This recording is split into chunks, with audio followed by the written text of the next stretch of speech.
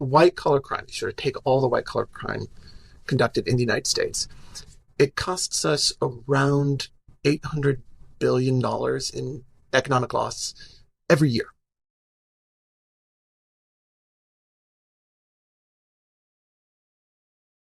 So what is white collar crime? White collar tends to refer to crimes committed either like through a business or in a business environment. So the classic white collar crime is fraud, whether it's mail fraud, it's tax evasion, securities fraud, stuff like that. And in general, what I would say is white collar enforcement is concerned with sort of what we think of as like financial crimes. So that's fraud, that's bribery, money laundering, insider trading. But it also covers environmental abuses, it covers antitrust, and it covers crimes that involve highly regulated industries like food safety or pharmaceuticals. So rather than give you like a good definition of what it is, I just say like that's usually where we spend our times when we think about white collar crime. Is there kind of a dominant area of it? Like usually when we talk about white collar crime, it's going to be this, this, and this. Yeah, I would say if you sort of looked at enforcement records, like where does the government spend most of its time? Fraud and any related financial crimes like embezzlement, insider trading, that sort of stuff, that is like the big focus. Right behind that is environmental crimes and something like antitrust. So market cartels and collusion. When you look at things I'm a numbers person. So on the scale of 1 to 10, 10 being the highest, 1 being the lowest, where would you put how seriously law enforcement takes this? Where would you put how seriously society takes this on that list of 1 to 10? On a scale of 1 to 10, maybe what's helpful is to have like a background of how big a problem we think this is, and that's like the good way to judge how well we're responding to it. So it turns out white collar is a hugely expensive problem for society. So the FBI does estimates on this. The latest estimate that they put down is that white collar crime, you sort of take all the white collar crime conducted in the United States, it costs us around $800 billion in economic loss every year. $800 billion? 800 billion. And to put that in context, that is about 20 times the impact of like all other criminal activity combined. So from that perspective, you might say like, well, this is a huge problem. Now, if you looked at, I think, social awareness of white collar crime, like how much we're sort of aware of the criminal activity, I think it's pretty low, given that that's the problem. And while the government does bring a decent amount of white collar cases in general, I think the enforcement rates are also pretty low compared to how sort of big the economic and social problem behind white collar crime actually is. So let's go for like a 3, maybe 3.5 to get us started.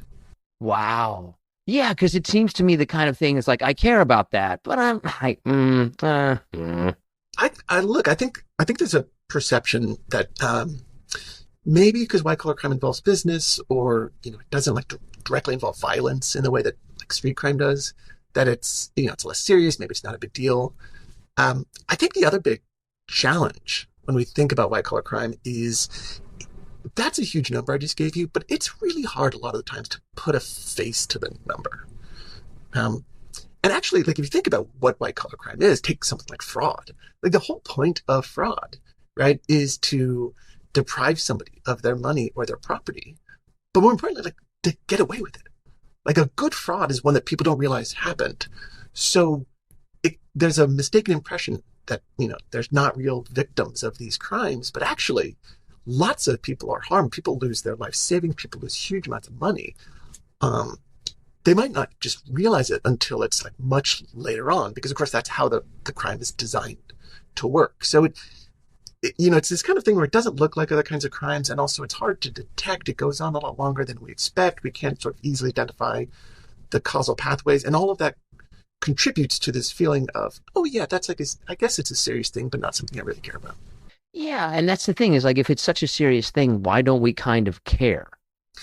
Yeah, and I do think, what's interesting is we'll have sort of moments where people care a lot about this, and usually there's some event. So either there's a big economic crisis where you suddenly start to worry about what was going on behind the scenes, or there's like a spectacular white collar crime story that sort of breaks through, right? Like the narrative is too good. So everybody knows who Bernie Madoff is, right? Yeah, that's the one that came to my mind, right? Like Bernie Madoff.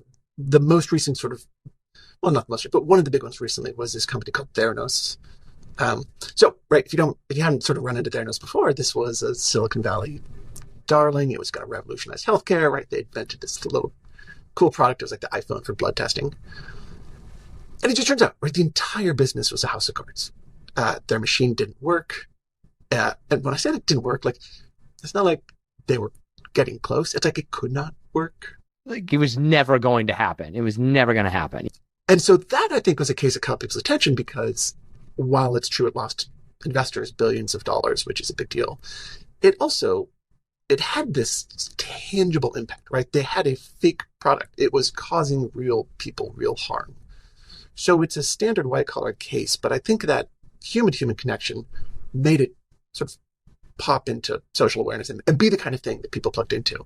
The problem is, that's one case, right? And while it was a big case, there's lots of smaller things going on all the time that don't really attract that kind of attention.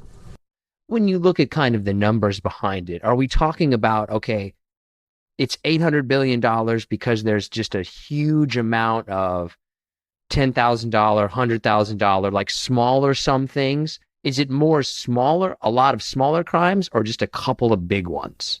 When you look at the federal cases, the median loss amount tends to be in the millions. And on the other hand, there's a lot that's just like lost. And we would call this deadweight loss. And so the way to think about this is markets in particular, I mean, they run on trust in ways that I think we often sort of forget about or overlook. There is so much in any good business transaction where you and I are sort of relying on each other to act in good faith, to be good participants. And it's true, right, that I could dig deep and hunt out all the information I could about you, not trust you for an instance. It's also going to be really expensive. So if I can't trust you, the way I fix this is I spend a lot of money to replace trust with investigation. That is fundamentally deadweight loss, right? That money would have been more valuably spent if you and I could have agreed in advance to like not scam each other. And in some respects, it's a weird way to think about criminal law, because usually we think about criminal law as punishment, and it is. But sort of counterintuitively, we need punishment to enable trust and cooperation. Yeah, I think about this a lot of times. Maybe this is related, maybe this isn't, but any money that's in my bank account, like it's just a number. I have no idea if that thing's, there's the fundamental trust that has to be there for society to exist. And, it's interesting because, on the one hand, I think we all appreciate that white collar crime is bad in some abstract sense, but it's not the kind of thing we focus on. And on the other hand, when people start thinking about it, when they focus on it, they have really interesting emotional reactions to it, right? There's a deep disgust for white collar criminals. And I think it kind of goes to this idea that we feel like somebody's trying to get away with exploiting the rest of us. And that's not necessarily how we feel with like the rest of criminal law, right? If somebody commits murder, it's not like you and I are annoyed that like we didn't get to do that, right? Like, no. But the white collar crime, that fairness rationale is like really fundamental to the practice, right? So that's often where the public ire gets triggered, where you see something that makes you think, what's really bad about this is if I knew we were all going to break the rules, I would have done it too. But I played by the rules and I'm suffering for it. Right. Like you're taking advantage of this system. Exactly. When you look at white collar crime, like confine it to kind of the big ones, so to speak. Mm-hmm. Is it usually just one person, or is it no, it's the whole system business? So when you see fraud, it tends to take two forms. Either it's the random person inside the company, or maybe the random couple of people who are, for whatever reason, trying to skim something for themselves, or maybe they, got over their skis and are trying to crawl back. So it tends to be a handful of actors. That's case number one. Case number two is much more rare, but it is a real phenomenon. And that is where the harm really is sort of corporate in nature. And by that, what I mean is like, it really is sort of built into a corporate culture. It's deeply felt. It kind of keeps being carried out by not just a set of individuals, but like coming through leadership. And in fact, in the United States, we have something called corporate criminal liability. It's sort of it's a subset of white collar crime. And it turns out in the United States, a corporation can be convicted of a crime, just like a human being can.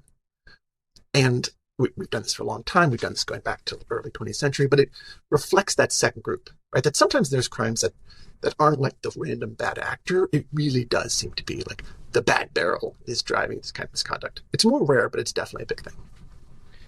Is there an example that you can think of right off the top of your head? The one that jumps to me is like Wells Fargo, when they were like creating accounts for people or something along.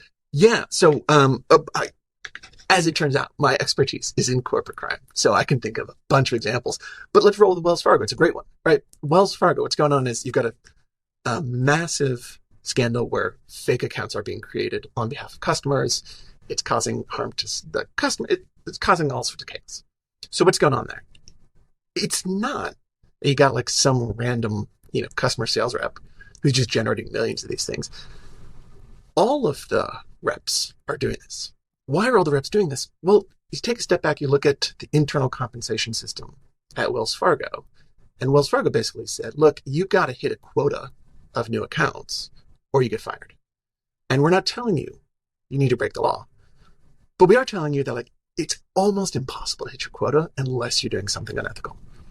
Right? And that starts to look more like it's not a bad actor, right? It's just like anybody who gets a job there is likely to fall into this kind of trap. So we see this at Wells Fargo, but other big companies, we see a lot of this plaguing Boeing over the last sort of 5 to 10 years.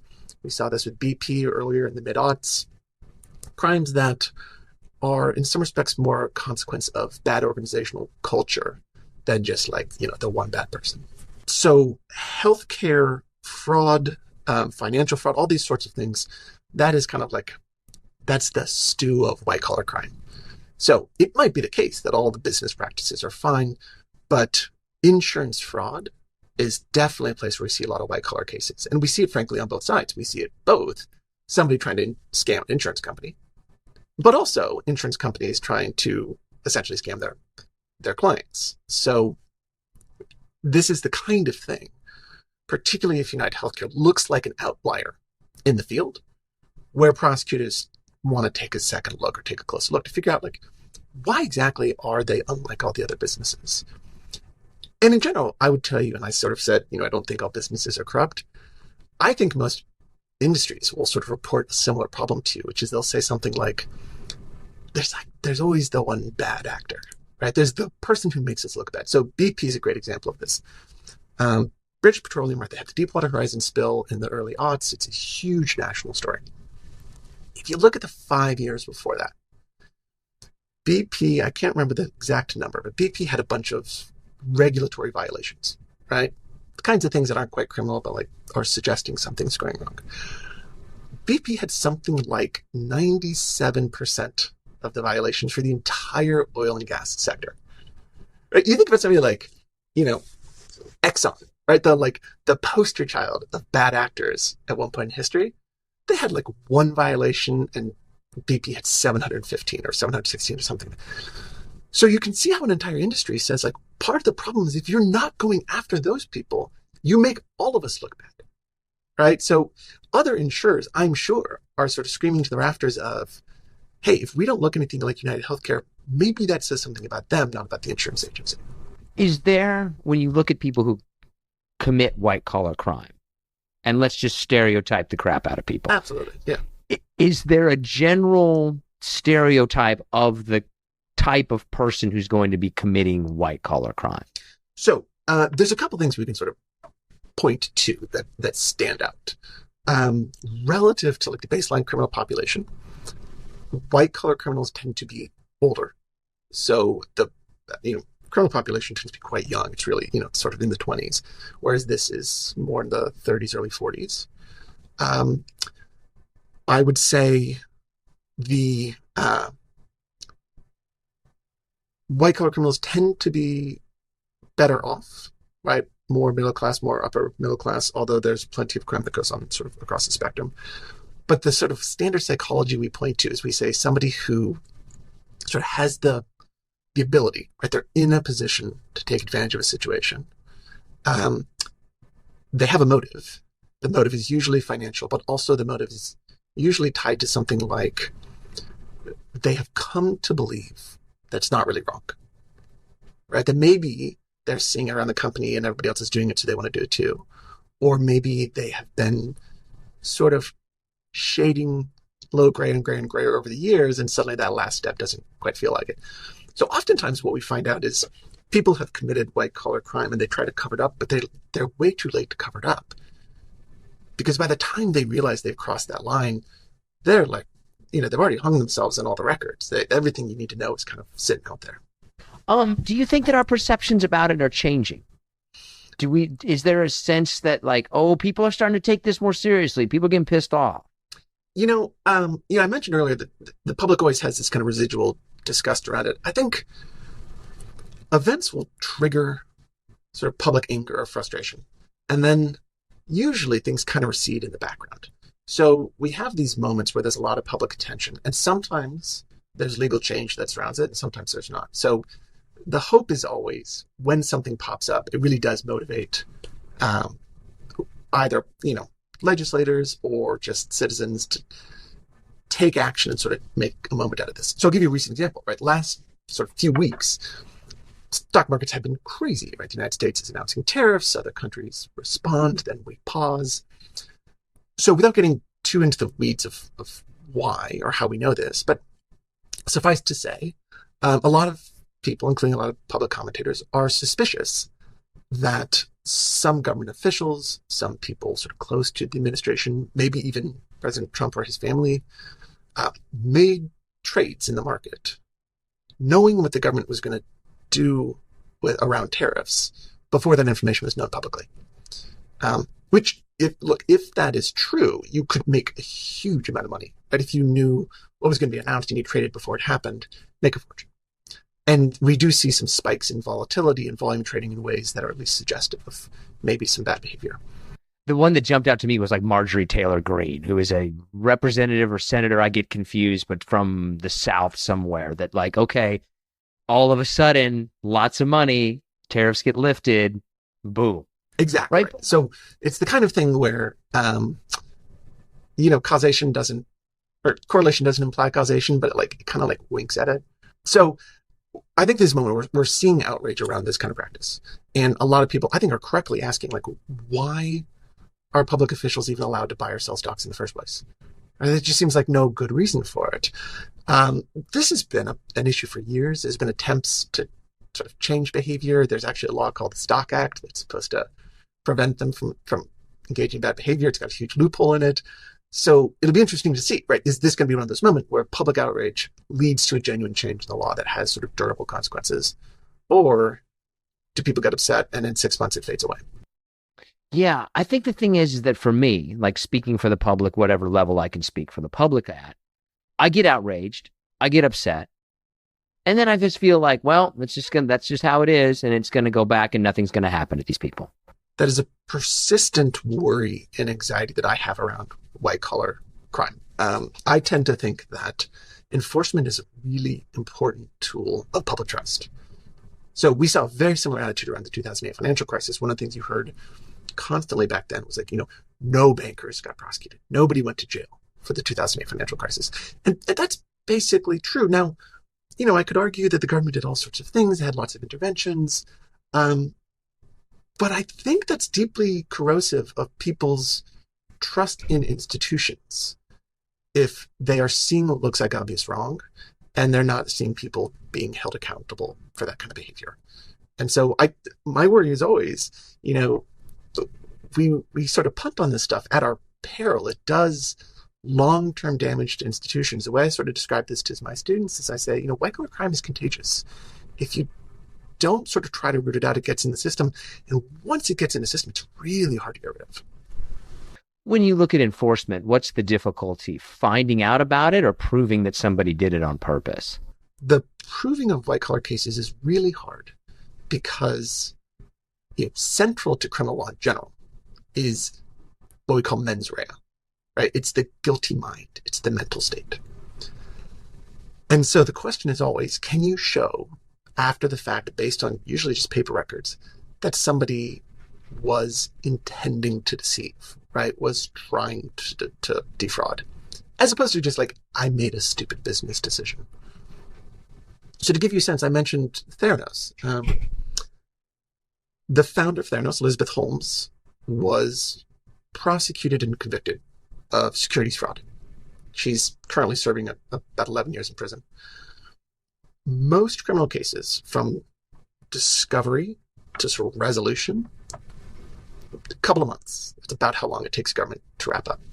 Holmes's case, everybody knew what was going on at Theranos in 2016. The government doesn't feel comfortable bringing a case until 2018. It's 2 years later. Her trial doesn't start until 2021. The trial lasts 6 months. Right? That's like, most trials are counted in days. And then, because of all this sort of back and forth and what's going on, she doesn't actually report to her prison sentence until June of 2023. So that's, 5 to 7 years from start to finish compared to 5 to 7 months? I don't think I'm going to ask this question very well, so this may take a minute. But if you were to look at the instances in which there's a debate between were they doing something illegal or were they doing something stupid, what percent of the time would you say, oh no, they were actually just stupid, versus no, they just used that as a cover-up because they were really doing something illegal? So right, the illegal versus stupid is like the complicated, it's a cheesy way to put it, but that's like the complicated theoretical question, right? What was their mental state? On the other hand, like those are borderline cases, but just because there's dusk and dawn doesn't mean there's not night and day. And right. Oftentimes when you look at these cases, the defendant is going to want to say, oh, I was being stupid, unintentional. And it's not a he said, she said. It's shocking how many times you can find records where it's very clear the person knew what they were doing. In fact, they say it all over the place. We had a series of cases a few years ago with some different financial traders. One of the traders actually said, like, let's go commit some securities fraud in the chat, right? So like, oftentimes there's more evidence than people appreciate. And the way I sort of would describe this is, it's hard for the government to detect fraud sort of generally if it's just floating out there in the ether. But the moment they get wind of anything suspicious at all, it turns out that they're really good at being able to figure out, was there fraud here or not? So they tend to bring cases where they're able to build a story. So I would say most of the time you see a case successfully brought, it's because prosecutors have pretty solid evidence that we have definitely crossed the line here. Yeah. And because there's enough of those cases, for the most part, they don't tend to take a risk on the really borderline cases where it's unclear. If you were going to use the 1 to 10 example again, right? Like in terms of evidence for the government to bring something against somebody for white collar crime, 1 is the lowest, 10 is the highest. They need to be like an 8 in terms of evidence. They need to be like a 6. Like, where do you think that they would need to be before somebody's going to bring a case? I'm not going to bring a case where I'm a 5 out of 10, right? Unless unless I just think like, I know this person did, I know it's a scam, and I will find a way to convince the jury. Most of the time, what I'm going to do is I'm going to say, like, I'm going to bring a case if I really believe, in good faith, that I'm going to clear that threshold. So prosecutors tend to be in that sort of like, 8 out of 10 range before they agree to bring a case. Are you ready for some harder / listener submitted questions? I love it. Yeah, what's up? What's the worst company in the world? Here's what's interesting about businesses. The companies that are doing something really, really terrible are often good in some other way. So Volkswagen, right? Volkswagen has a Dieselgate scandal. They are selling cars that, they say meet environmental standards, and they don't. And this is not like we made a mistake, we didn't understand what's going on here. Volkswagen and its subsidiaries wrote software that was designed to detect when government regulators were detecting what the car was doing, and then like switch over to an entirely new internal sort of like car system. This was high level, deep in the weeds, super like, corrupt behavior. Also, Volkswagen, really good record historically on labor issues. So it's like they're just terrible in this one way, but just because you're terrible in one way doesn't mean you're not terrible in the other. Like, that's the kind of thing that what I know about business, like, how does that happen? Like, that's so blatantly illegal and such a blatant bad idea that, like, you're going to get in a lot of trouble if you get caught. Totally right. And yet, I mean, and this goes to our conversation about sort of type 1 and type 2 white-collar crimes. That is such an organizational thing. Like, no one person can pull that move off, which means there were meetings. People sat down in a room and were like, the software is not successfully defeating the detection device well enough. Let's tweak it. Just wild to me. And at the same time, you have a company that's doing lots of great things in other spaces. So I think this is a fundamental tension, particularly at the corporate level, is that even the evil businesses are good in other ways. Yeah, you get the thing. But in that kind of an instance, right? And use Volkswagen as an example. But is that the kind of thing where, in my mind, Volkswagen's a massive company, like thousands of people would have been involved in that potentially, right? Like thousands of people. Yeah. Are they all going to jail or just, hey, here's a fine? So in the Volkswagen case, you can easily imagine that lots of the people involved didn't do something that rose to the level of a crime because they kind of don't meet all the elements. And actually, you can imagine lots of those people don't even realize that they're doing anything shady. They're implementing something from their boss, but they don't just have enough of a sort of like big picture to realize what it's being used for. And this is, in fact, one of the reasons, going way back, why the United States and Supreme Court sort of first recognized the idea of holding a corporation responsible, because sometimes the crime is the fact that, like, this bad thing wouldn't have been done by any individual if they knew what was going on. It's precisely because everybody's in a position where they're contributing without sort of being aware that you get these really bad behaviors. So the fact that a company commits a crime doesn't prove necessarily that, like, everybody involved does. It strongly suggests that at least some people did. But that is always sort of the tension. Do you bring a charge against the business? Do you bring it against individuals? Do you bring it against both? Usually we see it being brought against a handful of individuals who are really involved, and also the business. Does the punishment fit the crime? No. In the sense that I'll just use United Healthcare because it's right at the top of my head, right? Where you're potentially denying all these claims, and who knows how many people could have suffered adverse consequences, financial ruin, death, all those kind of things. And the punishment might not even be there. Like, does the punishment generally fit the crime in your mind? So at the organizational level, I'd say no. Individual level, we want to dig in a little bit more. I think white-collar criminals tend to be sentenced more leniently than other criminals. So there's a lack of sort of uniformity there.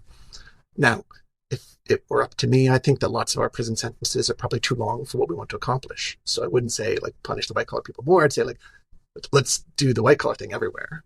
In the corporate context, though, I mean, I think this is a constant worry, is that the punishments not only don't sort of meet the crime, they, like, fall wildly, like, vastly below what we would expect. So PG&E is a good example of this. This is the utility company out in California.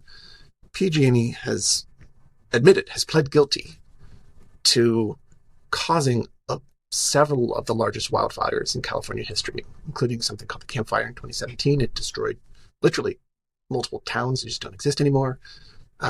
Over 180 people died as a result. So PG&E has pleaded guilty, and they've actually pleaded guilty to manslaughter, to causing the death of 185 people. And I don't have the punishment offhand, but I want to say that the fine imposed on PG&E was around $3 million. What? That seems like... Oh, even worse than that, there's reporting that PG&E was initially offered the chance to plead guilty to arson. Now, arson is bad, but it's not nearly as bad as manslaughter. So, why wouldn't you plead guilty to arson? Why would you take manslaughter? It turns out the way California's sentencing law is written is there's a cap on how much of a monetary penalty you can impose in manslaughter. Whereas arson, it's just however much damage it caused. Now that makes some amount of sense when we're talking about human beings, causing the death of other human beings, right? Right. Because you can put them in prison, but you can't put the business in prison. So PG&E actually went for the much worse crime precisely because it got them a much lower sort of punishment in the end, quote unquote punishment. Is there any kind of, okay, just total devil's advocate, Sure. right? Is there any kind of a mentality is like, okay, PG&E did this, but if we just nail them to the wall, then all those people are going to lose their jobs, and then that's going to create another problem, right? Like, is there a certain amount of like, oh, we don't really want to do that? Yeah, I can be critical of prosecutors all day and some of their behaviors, and I sort of said that some of them might be backing off good cases. I'm deeply sympathetic to exactly this worry. So, like, the famous case, the infamous case, is Arthur Andersen. So Arthur Andersen was the accounting firm for Enron. Arthur Andersen got prosecuted by the federal government for obstruction of justice. Officially, the punishment was $250,000. So you might say, like, that's nothing, right? But Arthur Andersen is a public accounting firm. They provided accounting services to public companies. And if you are convicted of a crime under the rules of the SEC, you're not allowed to provide accounting services to publicly traded businesses. So it turns out, like, if you're an accounting firm that only has public clients and you're not allowed to have public clients, like, you just go away. So the prosecution of Andersen and its conviction led almost immediately to its dissolution. That was 30,000 people who lost their jobs. There's no question that some people at Andersen were doing terrible things, but I think everybody agreed, like, that was not the outcome you wanted. And so prosecutors are both paranoid of being that prosecutor who accidentally destroys a company. And they're also paranoid because sometimes the consequences aren't actually from the criminal law itself. It's from, like, some other thing that happens down the road as a consequence. It's kind of out of their hands. So they're really trying to walk this tightrope. And one of the ways they've done it in the past couple of years is they've actually started what's called a prosecution agreement. They agree to hold off on prosecuting a business in exchange for the business taking lots of steps to remedy its past behaviors, pay some fines, etc. And this is sort of it's a weird tool. It sounds like they're just giving them a free pass, but it's sort of premised on this idea that the prosecutor wants to get the results, but are worried that if they get the conviction, it's going to have these unintended consequences. Like, when you look at kind of the categories of white collar crime, mm-hmm. Which one would you say that has the biggest impact on us? Oh, good. So I would say right now, the biggest impact, so here's a cheating answer. One of the biggest impact comes from fraud. Now, the reason is fraud is the most common thing we charge. It just turns out the way that the federal fraud statute is written, there's not just one, there's like 20. They all basically say the same thing. They're just for, like, different categories of fraud, but you sort of put all those together, and that's, like, an easy way to grab folks. So from that perspective, I say fraud. Now, from maybe another angle, I would say bribery is one of the biggest and most important white-collar issues. So bribery specifically refers to bribing, like, a government official. And bribery, not just in the United States, but especially internationally, is a really, really big problem. Like, international corruption is a huge problem. And to its credit, the United States has actually done a really good job of helping to tamp down on international corruption by using its criminal laws. By basically telling U.S. companies it's a crime to bribe somebody out of the country. It's called the Foreign Corrupt Practices Act. And the consequence of businesses not being able to do that is actually led to, like, substantial decreases in corruption around the world. So in terms of the most impactful, I'd say bribery. For you, like, what's your most, when you look at kind of different incidents, whatever it is, yeah. Is there one that stands out to you as, like, that one fascinated me? Awkward confession. Whenever there's a new big scandal, I get a little excited because I think, like, oh man, there's going to be something really clever and amazing and weird going on here. And I don't like it, but at least I'm going to see something novel and sophisticated. And I would tell you, I'm regularly disappointed. So for people who follow the crypto space, Sam Bankman-Fried was one of like the crypto gurus, until his company blew up and Sam Bankman-Fried was prosecuted and convicted of all sorts of fraud. And I thought when that was happening, like, I don't know, crypto, this has got to be weird and crazy and complicated. I'm going to learn some financial schemes. It's like, not even a little. Like, he just had an Excel sheet that said, like, I owe all this money. And it's just like the most basic, obvious thing. And so one of the maybe depressing realities around white collar crime is it's often not that sophisticated. It's usually just pretty brazen. But it turns out the way lots of business entities work and businesses in the United States work is lots of information just isn't public. And that's fine, that's good, but it creates space for, the brazen to get away with fraud for a long time. Yeah, you always think it's going to be some big new thing. And it's like, oh, it's just a Ponzi scheme. Just straightforward. Like, it's just a straightforward Ponzi scheme. Like, I thought it was going to be. Is there one, though, that you would think of as like, oh, that was like. Oh. There have been some in the past. So, for example, there was a huge scandal around banks colluding to manipulate the LIBOR rate. And as a result, the LIBOR rate is sort of like this international exchange rate used by banks. It was a super useful proxy for all sorts of information. At some point, it wasn't even clear that they'd done anything criminal because nobody thought anybody could figure out a way to manipulate this vitally important world index.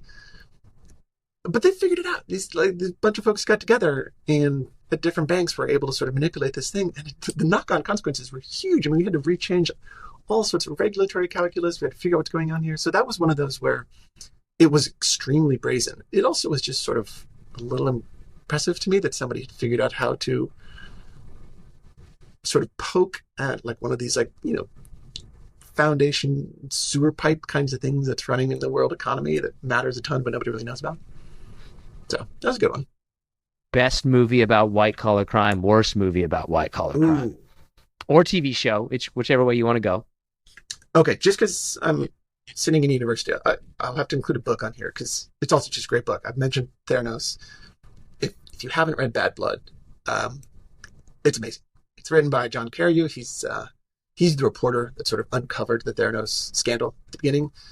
Phenomenal book. It's good for that scandal. It's also just a really good look at like how the sort of fake it till you make it ethos in Silicon Valley can really just like take off and go dangerously wrong. So Bad Blood, it's great. There's a documentary on HBO, but the book is better. Movies. So this one is off the beaten path. I'm not going to say it's the best movie, but it's the one that no one else recommends. I think you should watch the movie The Other Guys, starring Will Ferrell and Mark Wahlberg. It is exactly as stupid, right, as you'd expect a buddy cop movie with Will Ferrell to be. It's also secretly a movie about like all of these problems around white collar crime, like why it's so hard to police, why it's so hard to get people to pay attention to, which is actually, it's not a surprise. The director is Adam McKay, and Adam McKay directed The Big Short, which, right, is a movie about the 2008 financial crisis. So it's not a smart movie, but it's kind of clever. And all of a sudden, by the end, you realize the whole movie is about trying to make white collar crime enforcement sexy. So that would be my pitch for, like, I'm not saying it's the best, but it's overlooked. Very broad question. What do you think about what's going on now? There's a lot of movement in the white collar space. There's been lots of pronouncements. We will see what happens. This is one problem in the white collar space, is DOJ, the Department of Justice. Every new Department of Justice likes to make big announcements about what they're going to do in white collar. They don't always like to follow through on what they announce. I will say that the current administration has announced that they're going to suspend enforcement of the Foreign Corrupt Practices Act for the next sort of 6 months or so. And then after that, only prioritize cartels, only go after drug cartels for bribery-related stuff. I think that's pretty short-sighted as a practice. The rationale they're giving is something like, U.S. companies are kind of at a disadvantage internationally. I mean, I guess they're not allowed to participate in bribing.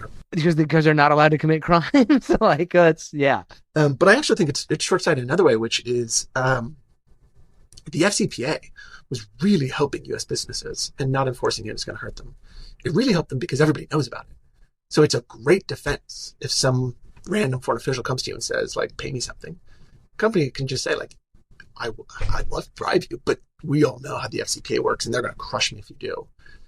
And now that defense is not going to be available to them. So that hurts them. But also the FCPA is enforced almost half the time against international companies committing bribery, but using U.S. markets.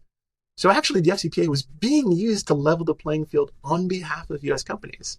And so pausing enforcement is actually going to it's going to make it easier for other non-U.S. companies to get away with it. And if I were a U.S. company, or if I was a U.S. general counsel, I'd be telling my firm, like, just because they say they're not going to prosecute it doesn't mean that's true. They can always change their mind, and you can't get mad at them. So don't change what you're doing. So I actually think this is an instance where, I disagree with the original rationale, but I also think they're kind of missing how white collar enforcement was helping the U.S. economy succeed, not actually hurting it.